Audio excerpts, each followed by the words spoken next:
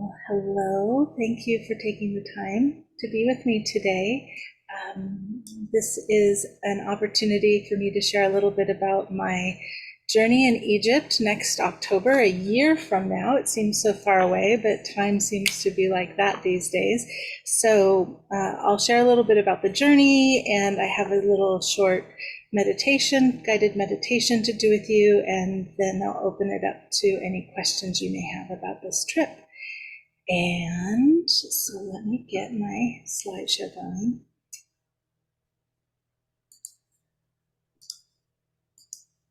There we go.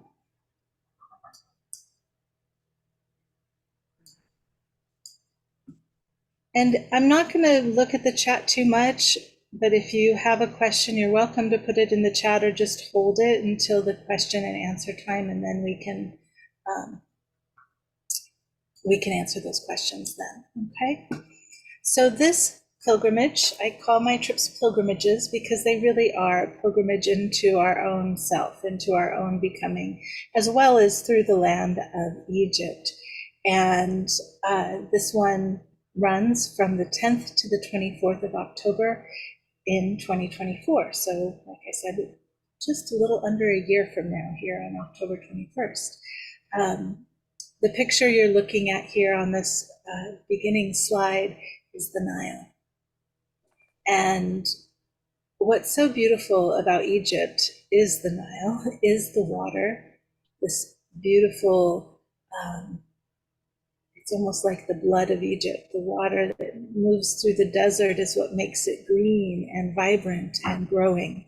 And then the sun ray that shines down and gives life to everything.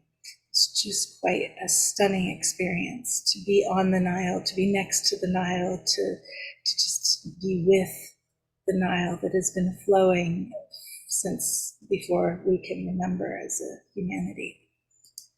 Today, I'm going to welcome you. Hi, everybody. Welcome. And I'll do a brief little breath with you in a moment, just to kind of allow me to arrive and to have our hearts all kind of sync up together. I'll talk a little about myself and my team in Egypt and the alchemy of this pilgrimage, because every trip I do has a kind of an intention.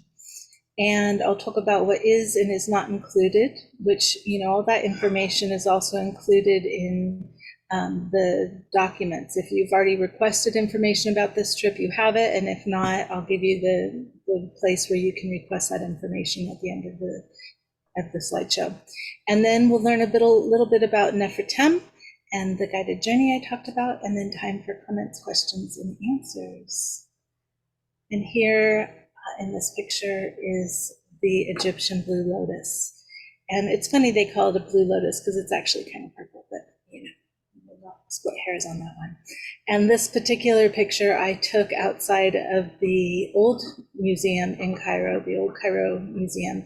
There's a pond in the front where they have papyrus growing in the center, and then the blue lotus growing outside. And I was super grateful on the day that I was there, this particular trip. There were many, many blooming, and they're so beautiful, so beautiful.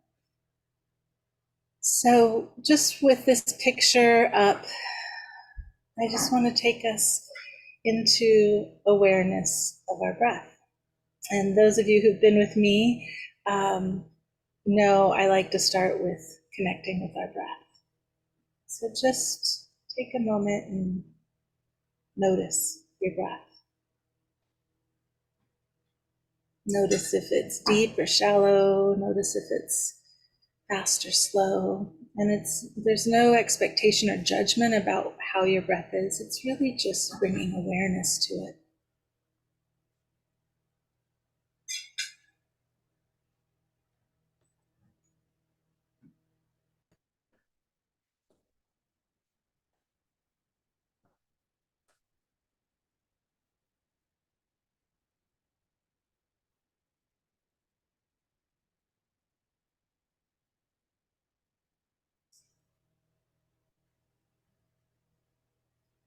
And as you're breathing, now bring your attention to your heart center, There's the physical heart, it's the muscle that's pumping our blood through our bodies in such an essential way. There's also the sacred heart center. It's like the holy temple of our being.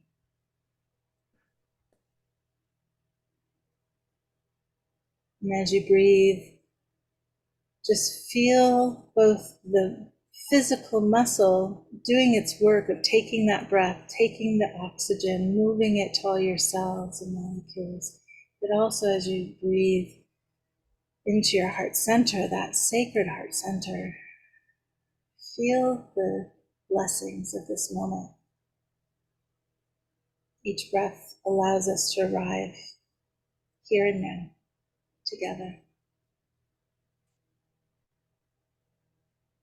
And those of you who are listening to this in my current future time, it will be your present time, yet we're still all connected right now.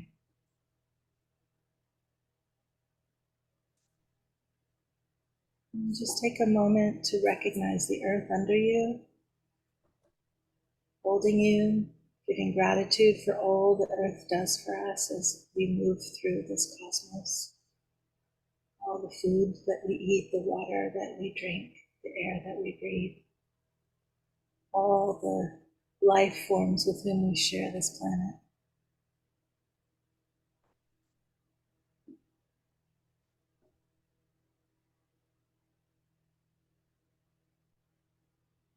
And as you breathe into your sacred heart center and connect with the earth, also bring your awareness to the sky, whether it's daytime or nighttime, knowing that the cosmos holds this planet in its embrace. Just feel that connection, know that connection.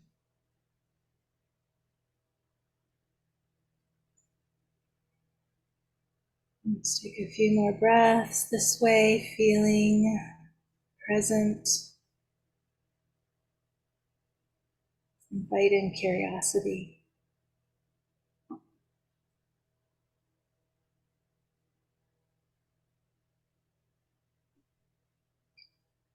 When you're ready, open your eyes.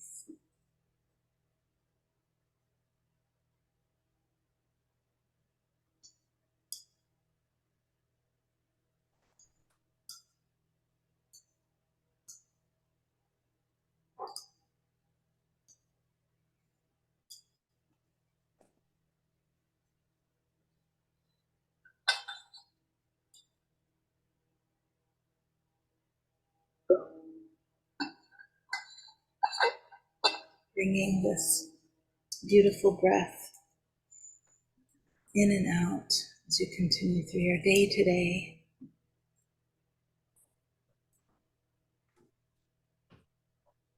And I'm going to share a little bit about me and my team.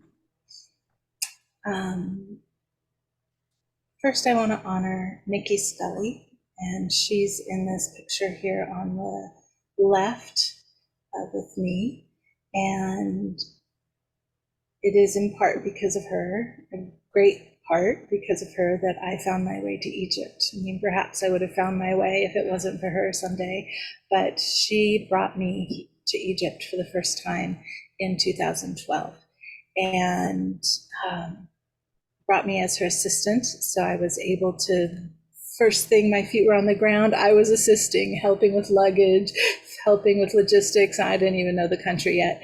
And I went back with her 4 times before she retired from leading tours in Egypt. She led over 60 journeys to Egypt with probably thousands of people, maybe hundreds of, I don't know how many exactly, but many, many, many seekers who she walked through that land with. And she did that over the course of about 30 years.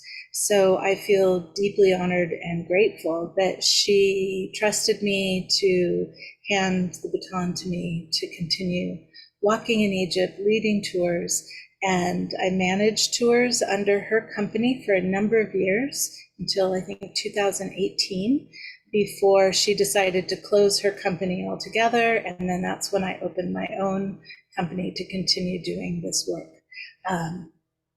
Above us here, I just want to say hey to Anubis, who is on the wall here. This particular picture was taken by a dear friend, Nicole, in at the Temple of Hatshepsut, which is on the west bank of Luxor. We'll go there on this journey. One of the things I love about Anubis is he's just that open-hearted warrior. You know, his job is really to help us find our heart and to make sure our heart is in balance with Ma'at, right? In the afterlife mythos of the ancient Egyptians, Anubis takes the spiritual heart and puts it on the scale to weigh it against the feather of Ma'at. I actually have a feather on my cloth here. Here's a Ma'at feather, an ostrich feather. And under Anubis in this picture, you see he's sitting on a throne or a chair, and then under that is this symbol that's like a rectangle that has a little slant on one side. And this is literally the symbol for Ma'at. And Ma'at in the ancient days represented, and still does, represents truth and justice, balance, harmony, reciprocity, cosmic law, natural order, all of those. It's a pretty big role she holds in the whole of the cosmos. And what they say is that even the gods stand, or in this case, sit upon the foundation of Ma'at. They can't be what they are without truth. It's essential that they stand upon truth. And so I've been going now to Egypt I've been 19 times. I've led 17 journeys. There's been 2 other trips I've gone on. Actually, no, 3 other trips that I've gone on that were not specific pilgrimages. I was doing other work, helping women learn how to weave and crochet and doing some service work while I was there. So there's a lot more about me, and if you're curious about that, we can talk more about that in the question time later. I don't want to take too much time with that. The picture of the 2 Egyptian gentlemen here, these are 2 of my team members in Egypt, Saeed and his brother Mustafa.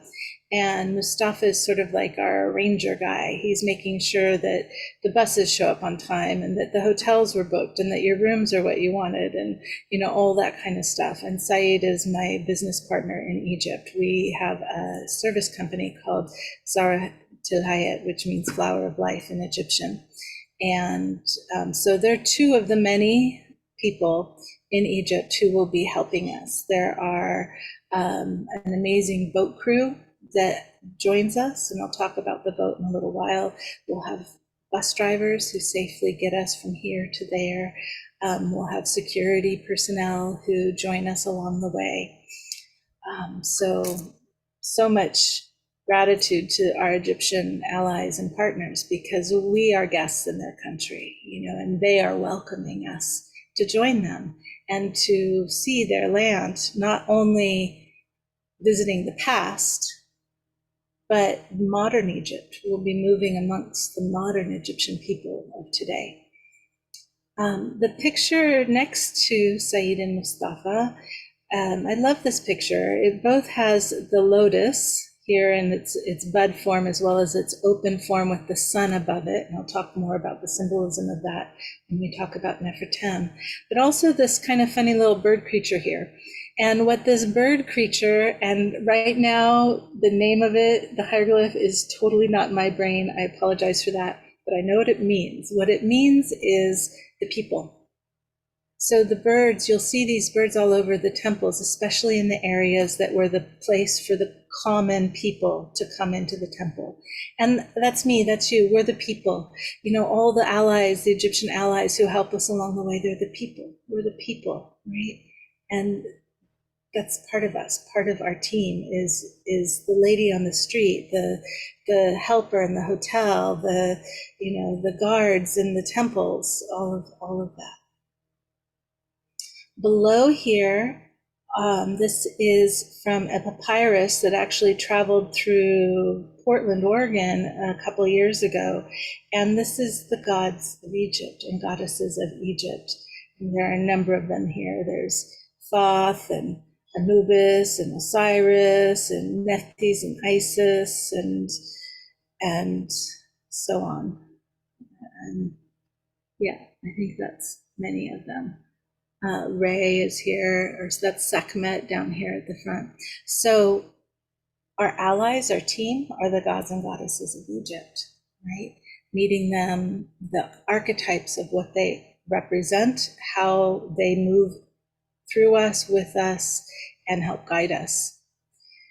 And then over here on the right, this is an image, one depiction of the god Nefertem, and he is the blue lotus. He is the son of Ptah and Sekhmet. And so in this one, I love this because it shows him as lion with this hawk on his head with the lotus above. And I'll show some other depictions of him later on. So this is our team, right? The people of Egypt, the gods of Egypt, myself, and though Nikki isn't there in person, right, the legacy of what she brought to us is there with us. So the alchemy of this particular pilgrimage. So every trip I have an intention that we follow. And so in some ways it's not just a trip to come and go, click, click, look at that, click, click, wow, right? Though you will take many, many pictures, I'm sure. This is a journey to experience something in addition to the simply physical seeing, being at the temples. And so this one is about becoming the lotus. Now, the lotus has a very distinct elemental process that it goes through. And I've laid it out here pictorially. It starts with the seed, right? And that seed has to sink through the water into the mud, the muck at the bottom of the pond, right? And that seed embeds itself into the muck, into the mud, and into the dark. And with the pressure, with time, with yearning, with hope, that seed cracks and a root goes down. And as the root goes down, a stem begins to go up. And as that stem goes up through the water, it reaches the surface of the water, becoming a beautiful lily pad.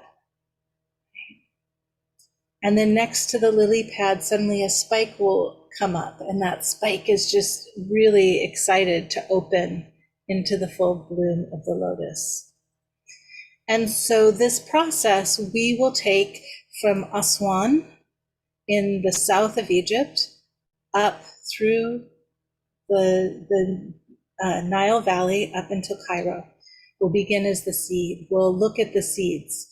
You know, ourself as a seed, a project as a seed, an intention as a seed. That seed that we bring to this journey is whatever it is that we're wanting to get out of it.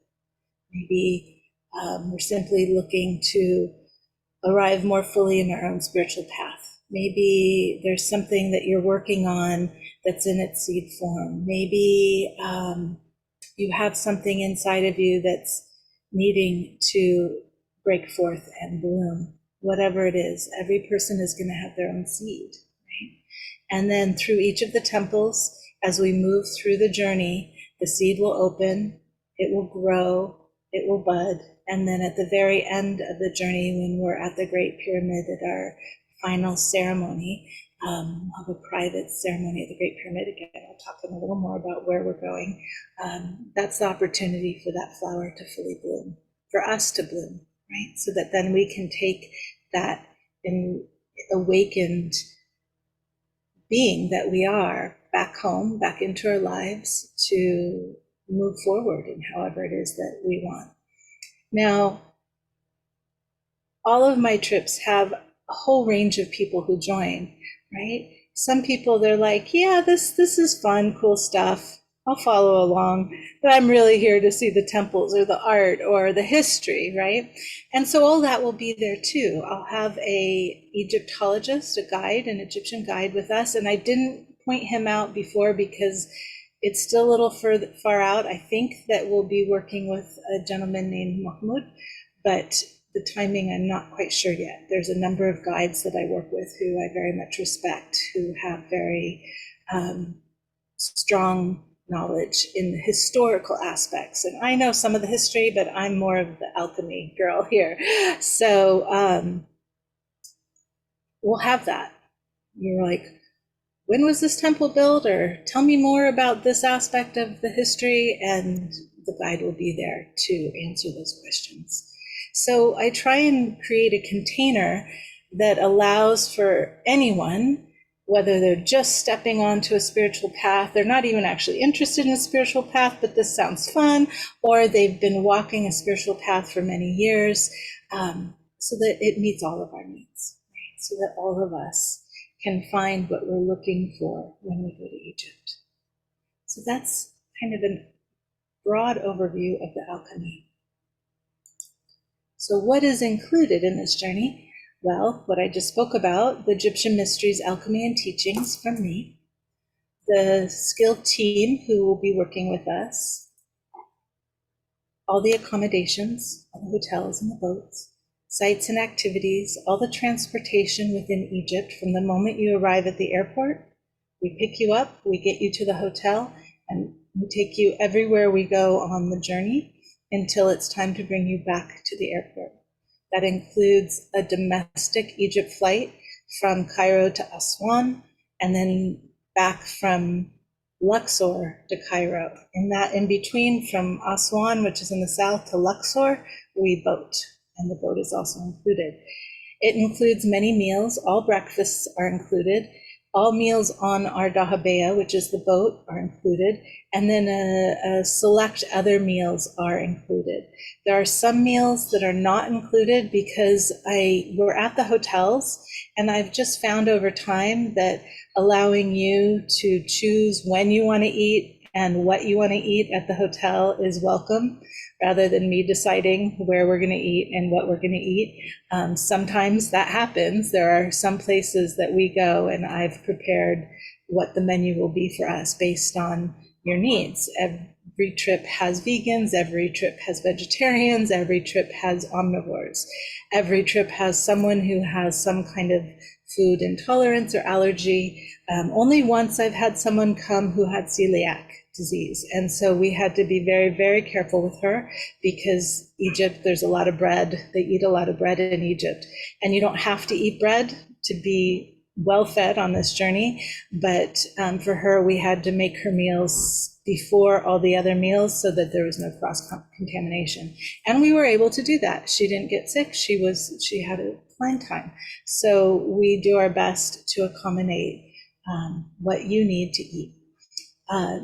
The trip also includes security and permissions. We have to get permissions to move a big tour group through Egypt, and we always have security personnel with us. And that's just to help us move easily and gently through the state. For those of you, I always use this reference, and some people get it and some people don't, but I'll use it now. In the Hogwarts, or in the Harry Potter series, there is a map called the Marauders map. Right? And when you open this map up, you could see, or the Harry Potter people would see each other, whoever was in the school, moving on the map, right?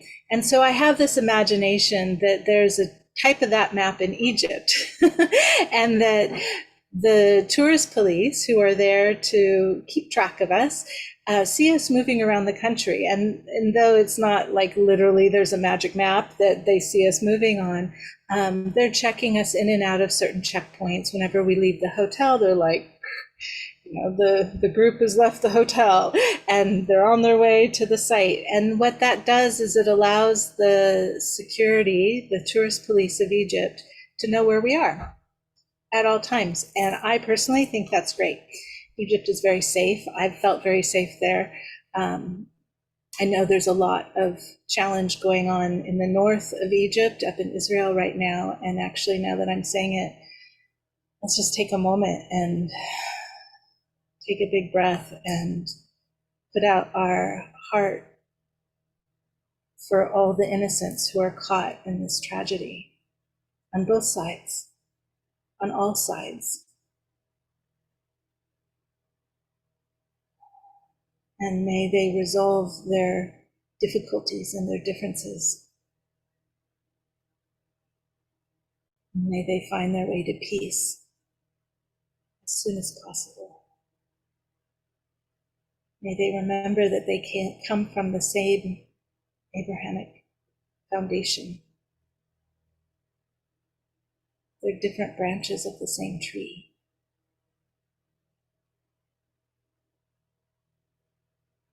And may this resolve in days instead of weeks and months.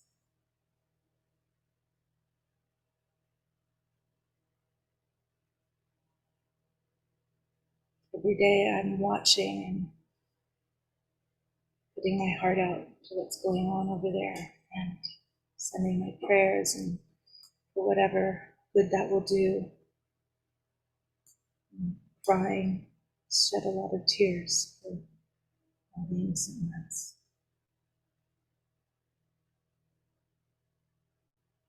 Thank you for taking that moment with me.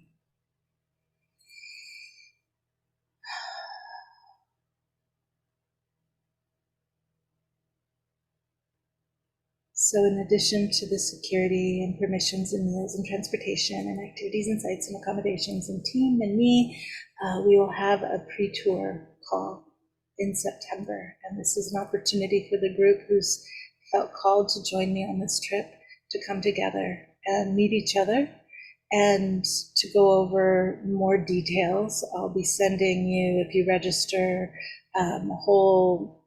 it's a web page, but a whole web page full of tips and information about traveling in Egypt. So I'll go over some of the main points of that during that call and then answer any questions that are up before, about a month before we travel. This journey also includes a class that I'm running. It's 4 classes, a Saturday and Sunday and a Saturday and Sunday a week apart, called Elemental Egypt, and I'll talk more about that in a bit. And it also includes, if you felt so called to it, a discount off of an Elemental Alchemy program that I'm beginning in December. My spatial orientation needs to fix that. There we go. So that is what is included. And to go into a little more specificity, the sites we're going to visit. I have some pictures of the sites here. We have 3 privates on this journey. And, well, I'll wait to say something about that. I'm getting ahead of myself. We begin with a sunrise private with the Sphinx.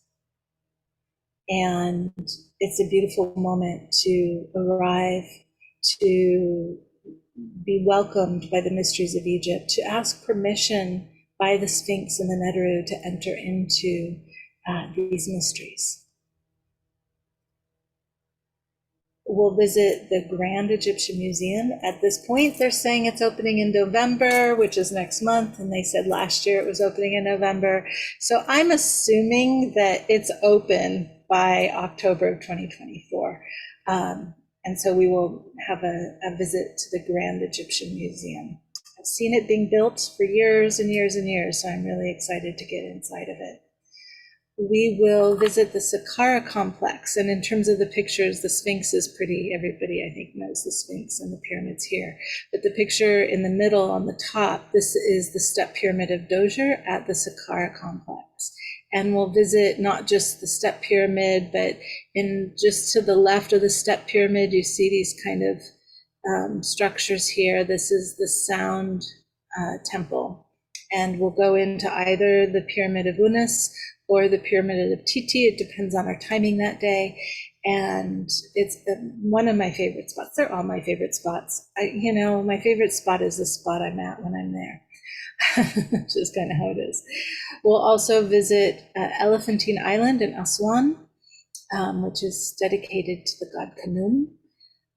We'll have a sunrise private at Philae Temple, and this top picture here on the right is an image of the island where Philae Temple sits. Another beautiful, beautiful morning. One of my favorites. We will then go on to Komombo. We will be on our boat at this time. It's called a dahabeah. I'll talk about our accommodations in a moment, but we'll begin sailing after our visit to Philae, and we'll go to Komombo. And Komombo Jasper Oak, I'm looking at you. This is Sobek and Horus the Elder's Temple. It's one of the only temples that has two altars to two gods. And Horus is the hawk in the sky circling above, and Sobek is the crocodile whose belly is down on the earth and he's a very deep earth being, and fierce and ferocious, but wise and very special place. One of my favorite temples. We will then move on to Edfu, which this picture next to Kamombo, below the pyramids, is the inner sanctum of Edfu, the Holy of Holies. And this one is dedicated to the younger Horus, the son of Aset or Isis, and Asir or Osiris. They try and use their original names more than their Greekized names. So I'll often say both because some people don't know their original names. We'll move on to Esna Temple. I don't always stop at Esna Temple, but on this trip I am including it, and it's the picture right below Kamombo and Edfu here. They've just finished restoration of this temple, and the colors in there are quite spectacular. And it's also dedicated to Khnum, similar to Elephantine Island, but it has a lot to do with the stars and astrology. So, and it's not very big. It's very approachable and quite lovely. Is this the side of Anita's book? I think maybe, yeah. Yeah. Yeah. Well, I don't have a picture of Dendera Abydos on here. I ran out of space on this slide, but we will then, after Esna, we get up to Luxor, we disembark from the boat, and we have a day where we travel up to Dendera and Abydos. One day, it's a long day. We leave early. We stop at Dendera, which is dedicated to the goddess Hathor. And then we move on to Abydos, which is built by Seti the First. And in that temple, you'll see Holy of Holies for many gods, as well as the Osirian, which is even older than the temple of Seti the First. So we'll have a full day with a bus ride. It's about 3 hours to Abydos, about an hour to Dendera, and then another 2 hours to Abydos, and then 3 hours home.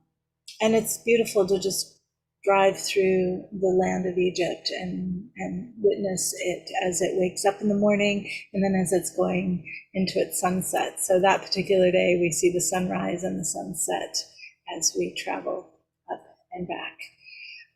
We will go to the Temple of Hatshepsut, which was the picture with Anubis up in the previous slide. And over here on the right in the middle is me standing in front of the Temple of Hatshepsut. And one of my favorites.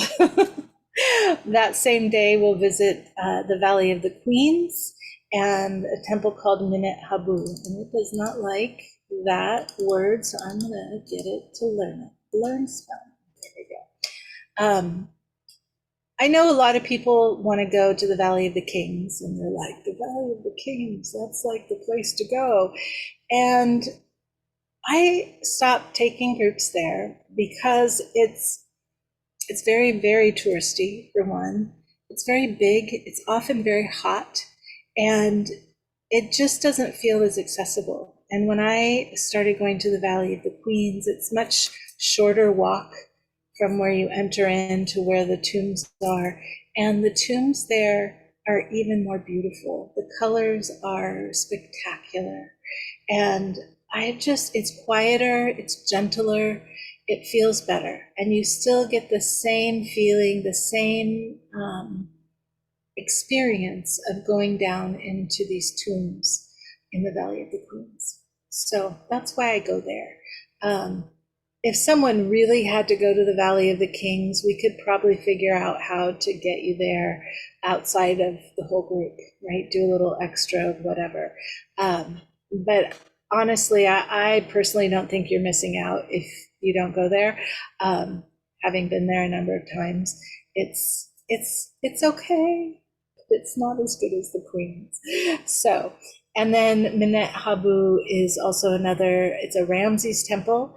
One of the things about Minette Habu that is special for me particularly is that it's one of the only places in Egypt where you'll find a large statue of Ma'at. There's a Ma'at and a Thoth who sit across from each other. And you see Ma'at on the walls all over the place. And you see little statues of her in the museums, but this is a large, like bigger than life statue. Her feather is gone after all these years, but she is still sitting there strong. So I love that about Habu. The next day we will go to Karnak temple, and here I have dear Sekhmet, who is living in Karnak. We'll see her as well as other aspects of that temple. It's one of the largest temple complexes in the world. There's a lot to see, a lot to feel, a lot to experience there. And our goal is always to go and spend time with Sekhmet. And I say a goal because, I had one experience once, and only once, where I had a difficult time with Sekhmet because the group before me decided that they needed to burn candles at her feet and light incense in her room to honor her. And they got wax on her, for one, and then filled the room with this smoke. And while incense is lovely and it's used in all kinds of ritual for all kinds of people, it's prohibited in Egypt to do that in the temples. And because that group made that choice for themselves, it ruined the experience for us because the guards were super tense. We got in there for a minute or 2 minutes or something, like we peeked at her and then they shoot us away. And so that's why I say we hope to have a good long time with her, but sometimes people make choices that are outside of our control. We will definitely see her for sure. And every other time I've been there, we've had a good long time with her where everybody had a chance to experience what that place and what she has for them. I want to build expectations, but also temper them, right? Like that. We will also visit Luxor Temple, which is the picture here on the bottom right, and we'll go there in the evening. My favorite time to go is when the call to prayer is coming. There is a mosque literally built into the side of Luxor Temple, because once upon a time, Luxor Temple was covered with sand, and they built the mosque basically here, and then they excavated the temple underneath. And so you walk in and you see the mosque up there, you see a door that used to be on ground level before it was excavated. It's very special. And then when the call to prayer comes, it fills the temple with that call, and it's quite beautiful. Then we head back to Cairo, where we have a few more days. We'll have our final experience with the temples inside of the Great Pyramid. That's actually not the Great Pyramid. It's not in this picture.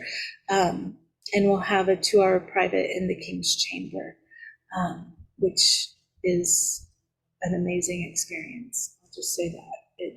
It definitely is that lotus blooming moment.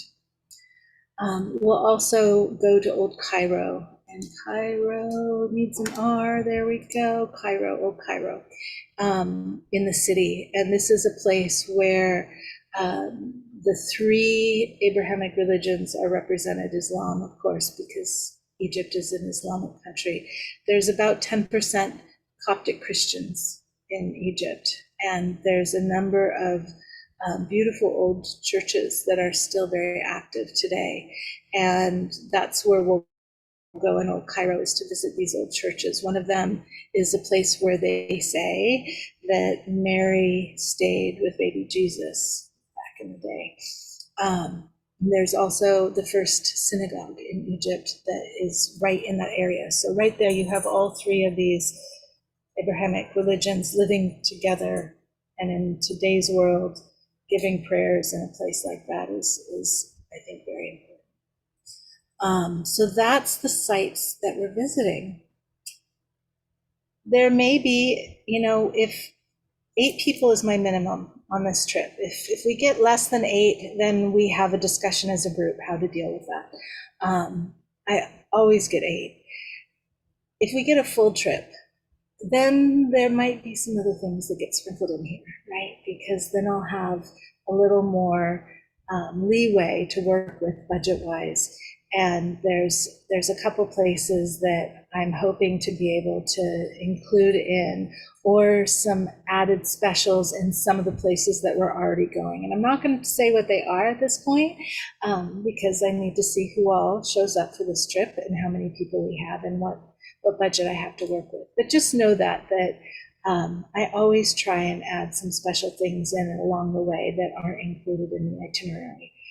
The other thing I would say about the itinerary is I always call it a draft until we've done it, right? Because we might come up to the Dendera day or the day before the Dendera day, and my Egypt people say, it's really a better idea that we go to Karnak tomorrow and we go to Dendera the next day, right? So there's always a little bit of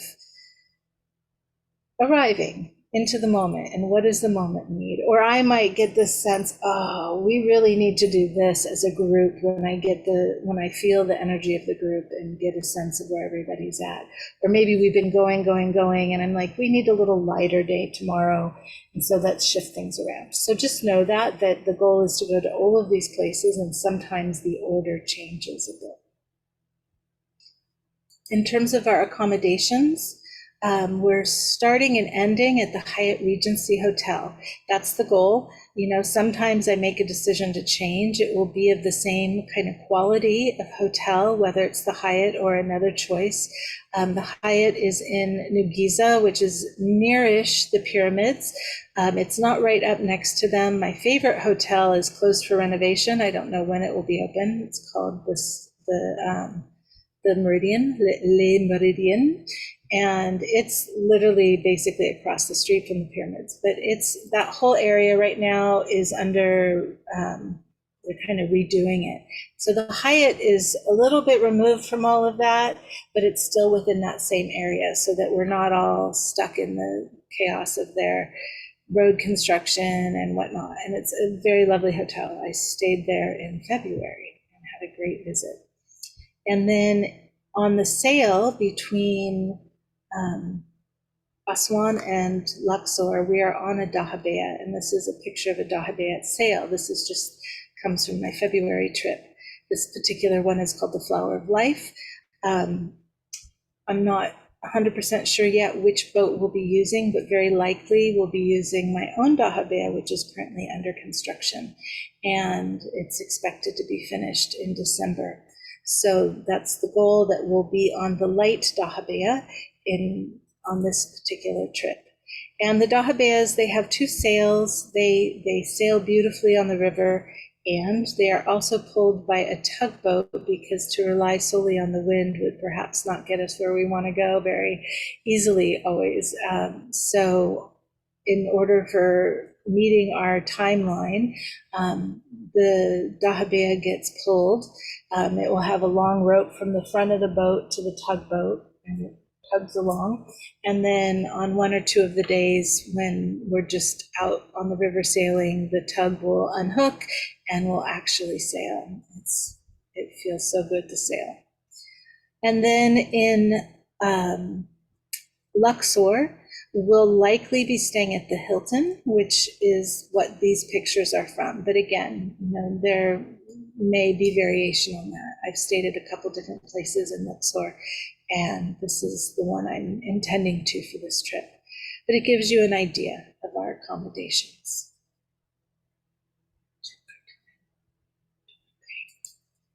So now to the nitty gritty of what all this is. What does it cost to do all of this? Well, when I first put this trip out, I priced it at $7,500 for the full price with the payment plan. And then I was able to do a little shimmy, a little negotiation, a little work in the deals in Egypt, and I was able to bring the costs down. So the cost is now $69.95 for the full price of the payment plan. And then if you want to pay in full, you get a $200 discount right off the top. So that is the two price points. There may be the possibility of a single occupancy, meaning you get your own room. I say if available for two reasons. Well, there's the two options. There's the full single, which is a single at the hotels and on the boat. And then there's a partial single, which is at the hotels only. And the if available piece is about the boat. The boat only sleeps our group, and it only fits so many people, right? And so when the boat is full, the tour is full. And so if I don't fill the boat, then I'll offer up the possibility of having a single room. If the boat is full and somebody still wants a single, I need two people who want a single, and then those two people would share a room on the boat, but then have their own room at the hotels. So that's the difference there. I already have one person who's signed up who wants a single, and so she knows she's getting a partial single until I know, which won't be for many, many months if the trip fills. So that's what that's about. And then you can see here the payment schedule that I have for the full price with payment plan. There's a 25% deposit, and unless we have a conversation and you need something different, that's generally due 5 days after you get your invoice. And then 25% in January, and 25% in March, and 25% in May. And then any remaining fees that may come, like if you have an extra night or something like that, or if you ask for a full single and it became available, that extra $900, that all it would be due in July. And I ask for all payments to be made 3 months before the tour, because I'm making payments actively at that point. I've already made deposits before that 90 days to secure our flights and to secure our hotels. But at that point, I'm having to put out a lot more of the money to get our trip running. They're expecting, just like I have a payment plan, the hotels and the transportation and all of that has a payment plan with me as well. So that is the package price and payment options. So there are a couple of specials that come along with all of this. One I've already talked about, which is the Zoom class held in September, the Elemental Egypt. I'm offering the first 8 people, getting to that minimum fill point, a copy of my book. And those of you who are on the live call now and you decide to join this, I will give you a $111 discount just for showing up with me today. So I'm paying you to be here. That's essentially how that works out. And that you also get your deposit by October 30th. And then I'm offering one more little kind of extra. If there's someone or someone's up to 3 people who want to come join you on this journey, I'll offer you a $42 discount per person. So that could be another $126 discount for joining me. So just some incentive. It's always wonderful to travel with someone you know. And it also is wonderful to travel without someone you know, because by the end of the trip, you'll know all of us. So know that all of those are here for you. Just briefly, the Elemental Egypt online classes will be the 4 days I talked about. And at this moment, these are the Neteru. The Neteru are the gods of Egypt that have shown up to represent each of these elements. When we're actually up to the class next September, there may be another one in here and somewhere, but overall, what we will do is we'll meet each of these. I'm going to get Nefertem to learn spelling. There we go. We'll meet each of these Neteru and how I see they relate to an element. Some of them are very obvious, like Re or Ra is the sun. It's fire, right? Straight up. Happy over here, he's the Nile god, and he's water because he's the Nile, right? Nile is water. Shu is the god of air, for example. So over the course of these 4 classes, we will go through and meet each of these deities. This will be recorded, so you will get the recording if you can't show up for one of the classes. This is also a class that's being offered out just to anybody who wants to join for a fee, and you can see more about that. So maybe you decide, I'm not really wanting or can't go, or it's not the time for Egypt, but I want to take this class. That is possible. It is open to others as well. As I talked about, I'll send a copy of my book to the first 8 people, and if you already have it, you could always gift it on, right? Because it is a gift. Not. So there's that. And then there is a further discount that I'm offering on a different program. If you decide to do the trip, you already get the Elemental Egypt classes, but I'm starting this Elemental Alchemy program in December. And it's going deeper into each of the elements, not specifically associated with Egypt. This is more going deep into each element.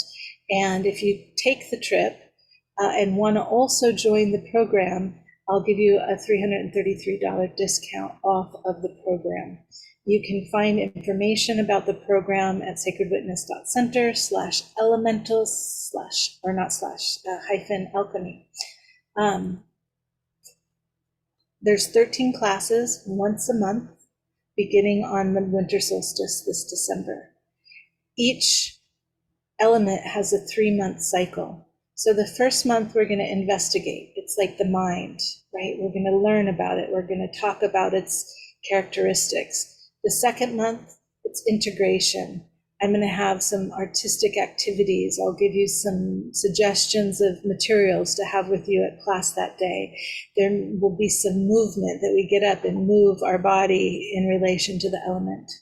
And then the third month is about spirit. It's about initiation. It's about taking this investigation and this integration and then being initiated into deep connection with that particular element.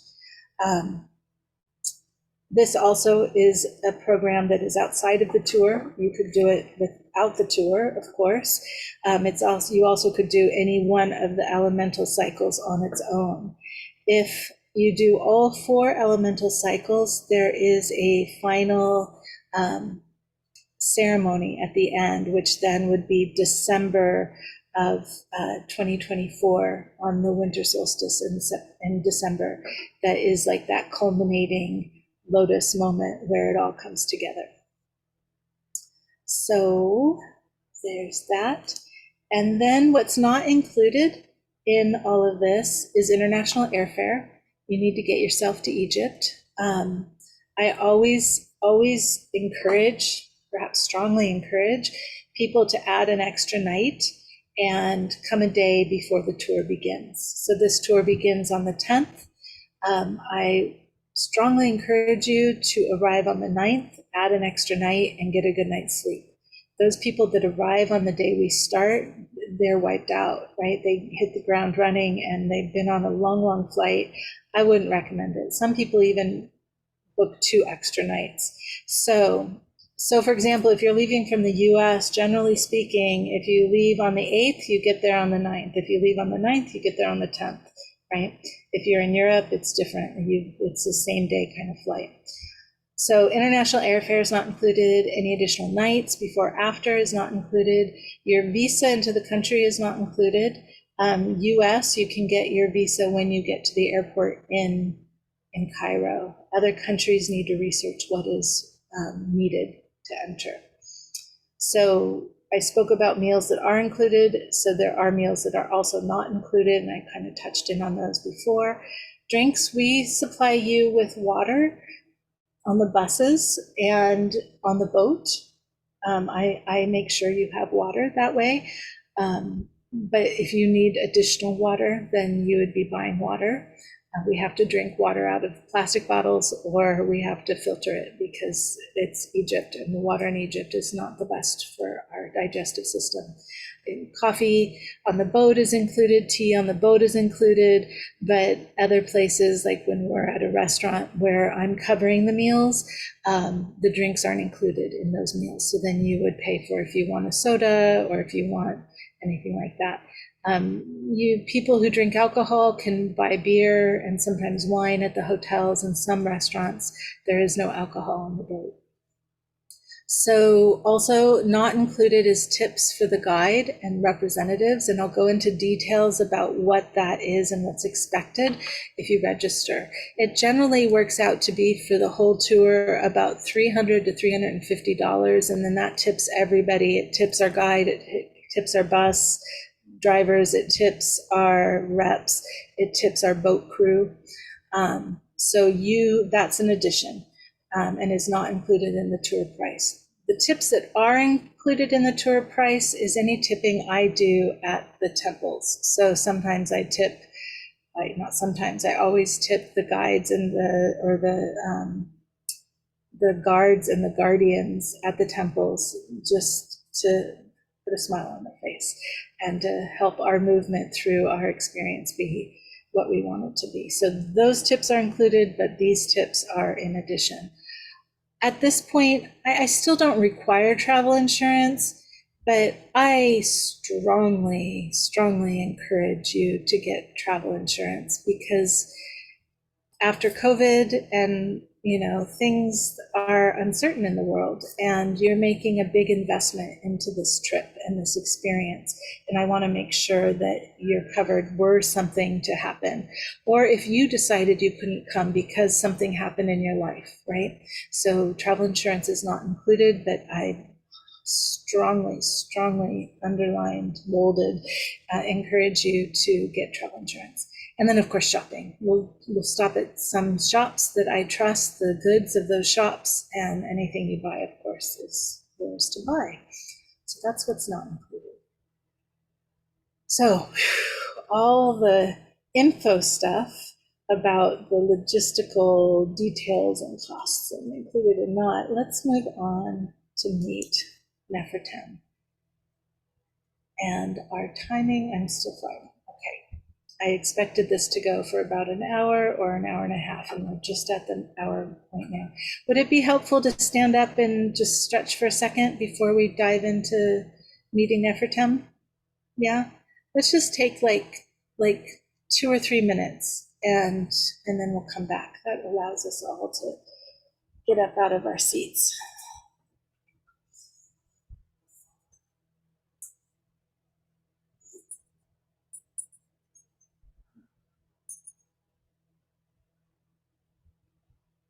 Hi, Daisy. Are you stretching too?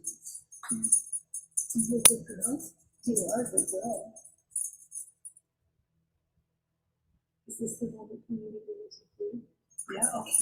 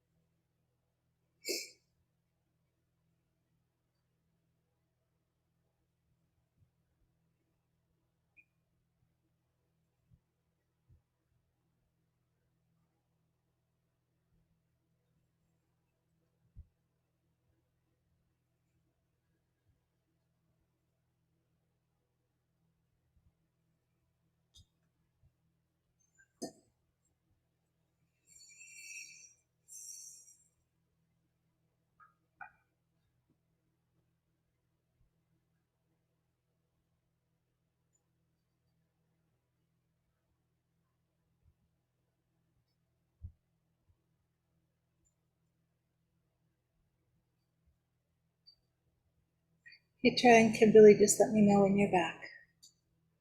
If you are already. I didn't really go anywhere.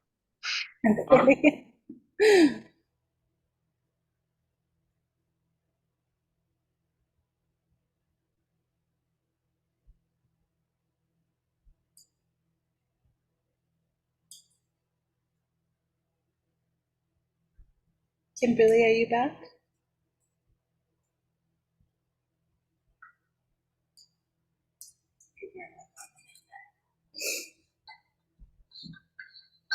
I'm back. I see you.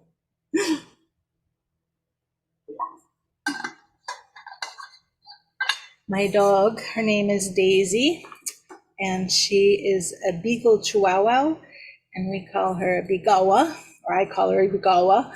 And she was very happy that we just took a break because she was hungry. So I hear her back there munching on her food. All right, I think I'm just going to move forward. Nefertem, sometimes it's a NEF, sometimes it's a NEPH. I realized in one of the previous slides I spelled it with a PH, and here I spelled it with an F, so I guess I'm representing in this slideshow both ways. So Nefertem is the lotus born, and you can see him here with the lotus upon his head. I love this. This comes from appearing as Nefertem, the 249th recitation from the spells from crossing the Akhet or horizon inscribed on the walls of the tomb of Unas, which Unas is one of the pyramids in the Saqqara complex. It says, "O you two combatants, please tell the noble one of whatever identity that I," speaking as Nefertem, "I am that lotus that rises clean from the earth. I am received by the one who made my seat. I am the one at the great controlling power's nose. I have come from the Isle of Flames, having put Ma'at in its place of disorder. I am the one to whom belongs the linen that the Uriai guard during the night of the great flood that comes from the great goddess. I appear as Nefertem, as the lotus at the sun's nose when he emerges from the Akhet every day, at the sight of whom the gods become clean." He is the one at the sight of whom the gods become clean. So the Akhet is this symbol here. You can see it here. You can also see it down here. And what it is, it's the land with two hills, with the sun rising in between. You can see the sun here rising. You can see the sun here rising. And, the lotus at the sun's nose when he emerges from the Akhet. So here's Re emerging from the Akhet, and that is the lotus. And here you have the lotus on the sun barge itself. And here in this other picture, we just had someone hop in with us.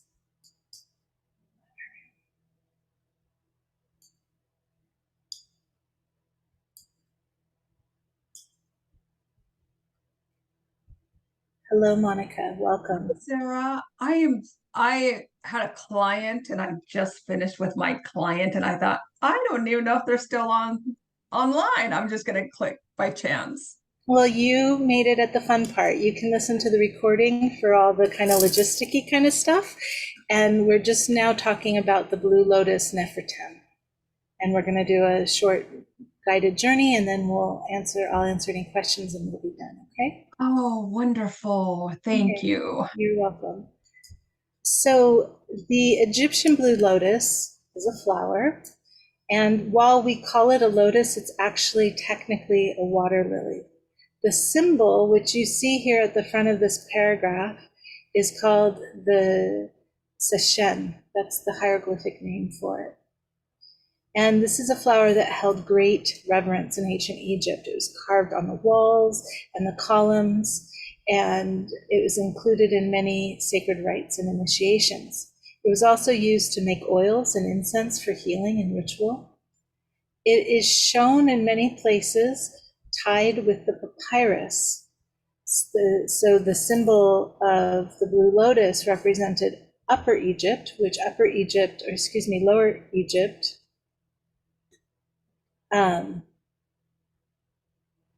No, I'm getting my upper and lower confused. Sorry.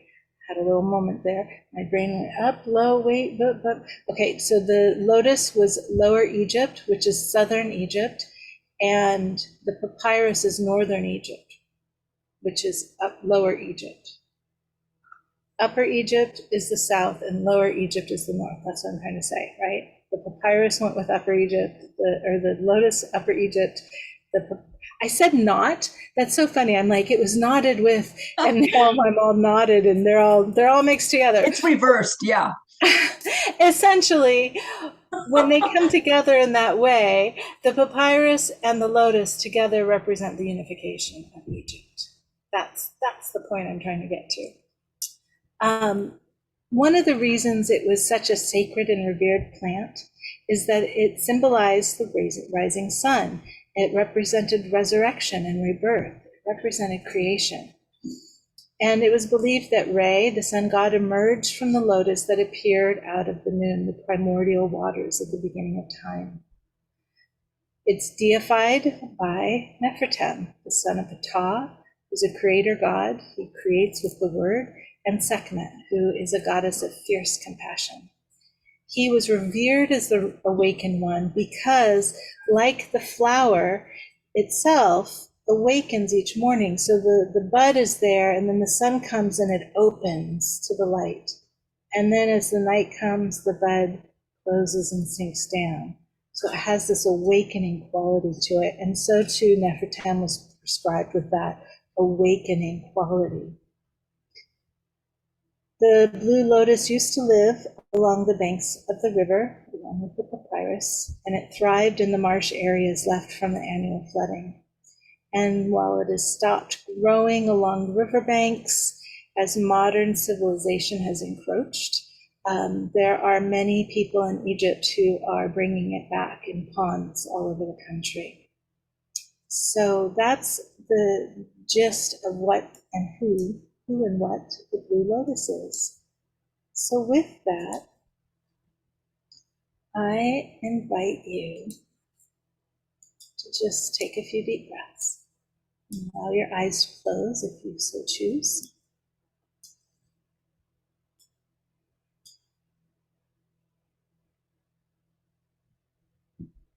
Breathe into your heart center, feeling your connection to earth and sky with each inhale and exhale.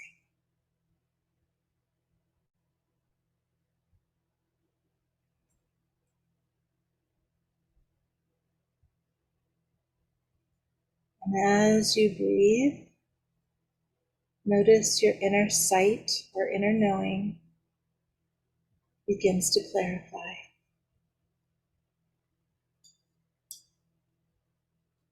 You find that the sun is just rising. You find that you're in a small boat in the gentle, slow-moving water at the edge of the Nile. Notice what your boat looks like. Notice what it's made of. Notice how easily it floats upon the water.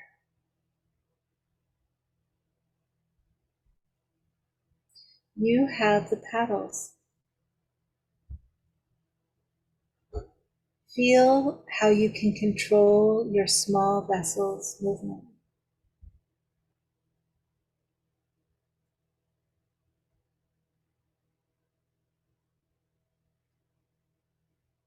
Looking ahead of you, you see a patch of green with white flowers that have blue-purple tips. Row your boat up to the edge of the water lilies, the blue lotus. Notice that in this patch there is a range of growth, large green leaves floating on top of the water, green buds spiking the surface with their dreams to awaken, and flowers opening in full bloom as the sunlight touches them and warms them. And notice that some of the flowers have petals in decay as the seeds are ripening.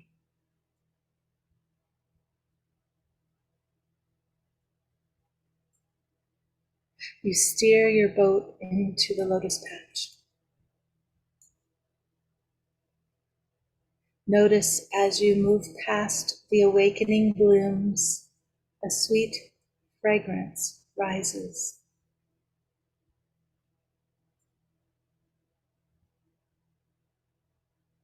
You notice one particularly large and brilliant bloom, and you move your boat closer. This flower begins to rise out of the water, and you see that this flower is atop the head of a being.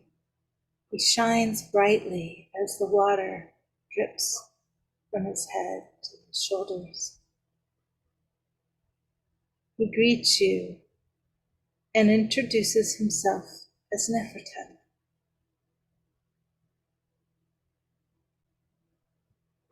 Thank him for making himself seen and known to you.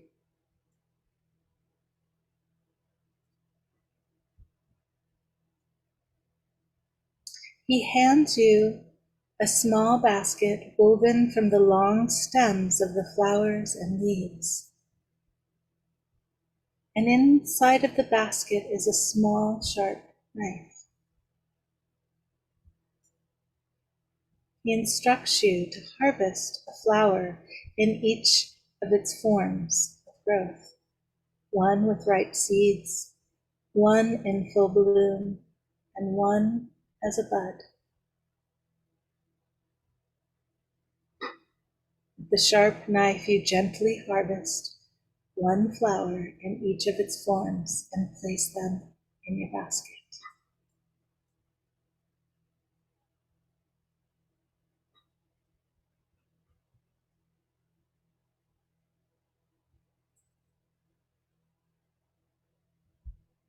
Feel gratitude for this moment that glows from your heart center to the heart of Nefertiti.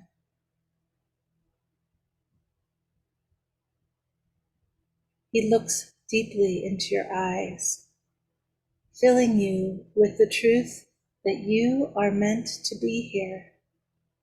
You are a divine, beautiful being with so much to offer this world. He offers you a special message just for you. Hear it, feel it, receive it, know it. Bring his illuminating wisdom into every cell of your body and allow it to awaken something within.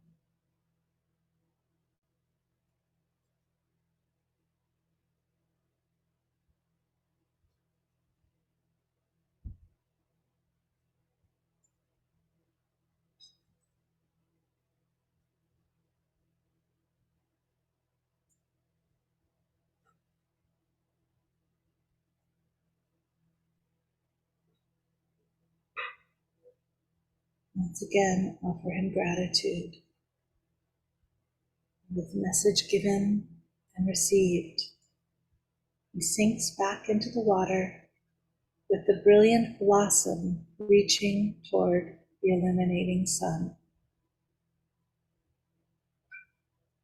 With flowers in your basket, you now steer your boat until you find a good place to pull up to the bank of the river. Step onto the bank with your basket. Feel the solid earth under your feet, the warm sun above your head, and the gentle breeze caressing your skin. Taking a deep breath, integrating the gifts of Nefertiti.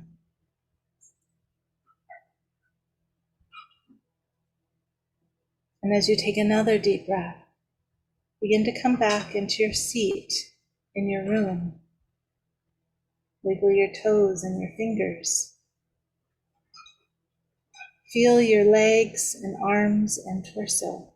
Feel your shoulders, neck, head.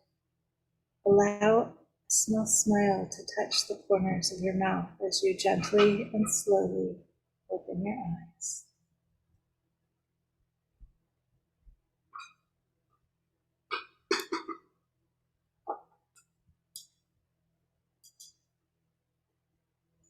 So the flowers in this basket we will continue on with as we move through the actual journey in Egypt, if you choose to join me. So now, I want to offer a moment for any comments or questions and any answers I have for you. What are your thoughts? What can I answer? What more would you like to know? And you can, there's not very many of us, you can just open your mic and ask. I should take it out, stop share.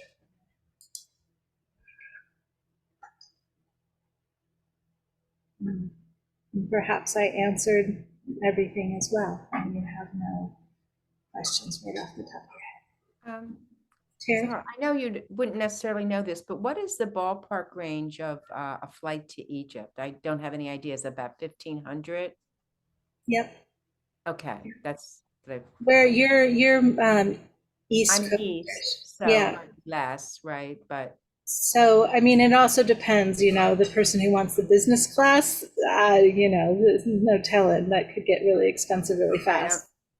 and then what about the insurance? What does that run? I mean, I know you don't know the exact price, but you might have an idea. I mean, is that about, I know it's $1,000? No. So it depends on a couple of things. It depends on the state you live in, obviously the company you go with, and how much you put in, right? You can, for travel insurance, you can put in your flight, the cost that I'm giving you for the package cost, that kind of stuff. And the one and your age, that's another factor in the cost. But you're looking at between, let's say, 200 and 500. That's a pretty big range. I don't endorse any particular company. I don't have any deals with companies. I can say that I have used in the past Travel Insured International. That's one of them. And I've used American Express Insurance. If you have American Express, they have a pretty good travel insurance. There are, when you book your international flights, there's the possibility to get added insurance with your flight. And that also can cover some medical stuff as well, but that's not going to include any of the package costs of your trip. So just know that. If you choose to get that with your airline ticket, then when you go to get regular travel insurance that's not attached to your airline ticket, you'll want to make sure that you lower the amount of money to cover just the package price. Okay. But you would recommend just getting one thing that included the airline? That's what I do. Yeah. That's what I do. Okay. And I normally, for most of my travel, wouldn't get travel insurance, but I always get it for Egypt. Always. And I haven't ever had to use it for Egypt. May that be the case. Sarah, do you have the where you'll be staying, the hotels, and is that already identified and set? Yeah, when you watch the recording, you'll see I go through all of that and share with the hotels. And I have my suggested hotels, but as we get a little closer, for example, there's one I particularly like in Giza that's closed right now. If I find out it's opening before this trip, I likely will move us there.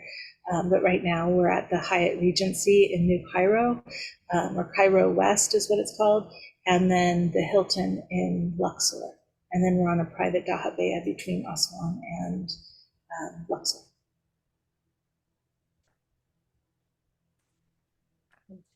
I'll watch the recording. Perfect. And if you come, you said you recommended at least to come one day early. So do you think 2 days earlier is even better, or you're talking about a day at the beginning and then a day at the end to relax before you go? And how much does that, what's the range for a day, an Right. extra day? Well, so an extra day at the hotel right now is 150 if you're in a double room and 250 if you're in a single room. And I really do recommend at least one day, and that really depends on you and your kind of how you acclimate to big time change. I know for me in the West Coast, I have a 9 or 10 hour time difference when I get to Egypt. So I need a couple of days to feel grounded and ready to be a normal person instead of like feeling all sideways. At the end of the trip, that's totally optional for you. We do a lot. I mean, this is not a vacation. I'll just say that right now up front. This is an experience. It's a journey. We are seeing a lot. We're experiencing a lot. Vacation is, some beach with an umbrella, right? And flip-flops, and that's it. At least in my mind, that's what I have in my mind as a vacation. I think I need a vacation. That would be nice. Anyway, this is not that. So if you feel like you need a day or two to integrate before traveling back home again, then you could add those days at the end. It's possible to add extra activities at the end if you want to do that. I really don't encourage it. We do so much that more isn't always better. I know in this last trip in February, we had our experience and it was a lot. And then I had an extension where I took a smaller group to a different place in Egypt. And it was a lot, amazing, but a lot on top of the 14 days. So now we're at like 21 days. And then there were some that wanted to go up to this place in the Delta. Okay, so we added another day. And then there were some others who wanted to go to Alexandria. So we added another day.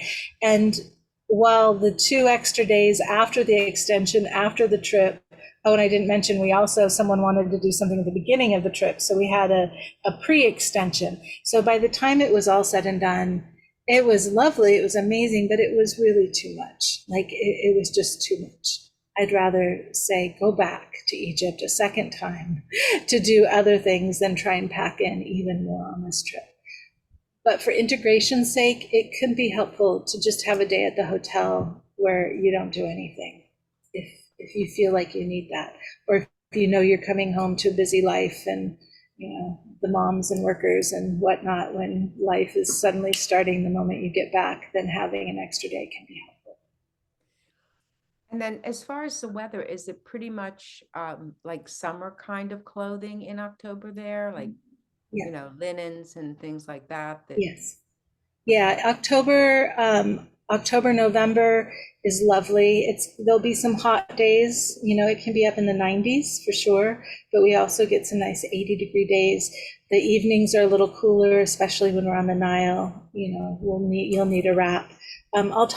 I'll go into clothing pretty extensively on our pre-tour call, especially for the women, to help us move through the country gracefully, because it is a Muslim country for the most part. So being modest is a good idea. You'll see a lot of tourists who aren't modest in their clothing. And my experience is we have a better experience when we respect the culture we're moving through. Doesn't mean you have to fully scarf up or anything like that, but wearing low things and short skirts isn't the best. But we'll go into all of that in detail.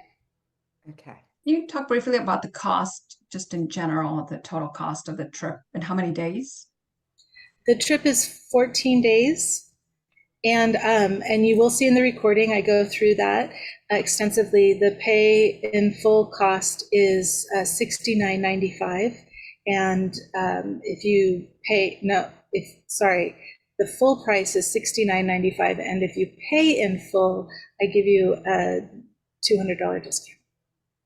And then there's a single supplement price if there's a single available. For arriving early or staying late, do you get assistance in arranging all of that? I mean, I'm not just going to have to call them up and make all those arrangements myself. No, you tell me when you want to come, and I'll add those nights to the hotel that we're going to be staying at anyway. And I still help get you to the hotel if you come early, and get you to the airport if you stay later. Cool. Yeah. Any other questions? We're right about time. Well, I'm going to share my screen again. And so much gratitude for you being with me here today. You can email me at any time with any questions, pilgrimages@sacredwitness.center. So if questions come up, that's where to go. Once you do register, if you so choose to join me, I will send you a lot of information about all kinds of things. So just know that many of the questions may be answered in the information that I send after registration. I call it my center point, because from this website you can access everything that I do, and that's sacredwitness.center. If you want to request the full tour details, a lot of which are on this call, which you'll get in the recording, but it goes into a little more detail, including the full itinerary. You go to sacredwitness.com/becoming-the-Lotus-2024, and on that you'll see a request info button. And when you click that, I will then send you the details of everything that I've included in this talk today, including a little more. The details for the Egyptian class, the Elemental Egypt class, is at this, you can see it there, sacredwitness.center/elemental-egypt. And then also the Elemental Alchemy program details are same, sacredwitness/elemental-alchemy. Blue Lotus Alchemy is my spiritual guidance, coaching, and consultation website, and that's blue-lotus.life. And you can read more about me, more about Nefertem, and the Blue Lotus is on that site, which is why I included it. And then about my book, The Gifts of Maat, is at thegiftsofmaat.com. So that's where you can dig into more of all of this, probably more than you wanted to know, and maybe everything you want to know, who knows. So just let me know if there's anything more I can answer. And that's all I have for you today. Stop share again, and Thank you. Thank you so much. It's been wonderful to be with you this morning, or afternoon for some of you. Yes. Thank you. Thank you. Thank you. Thank you. You're welcome. Okay. I'll get the recording off here by the end of the day. Okay. Bye-bye. Bye.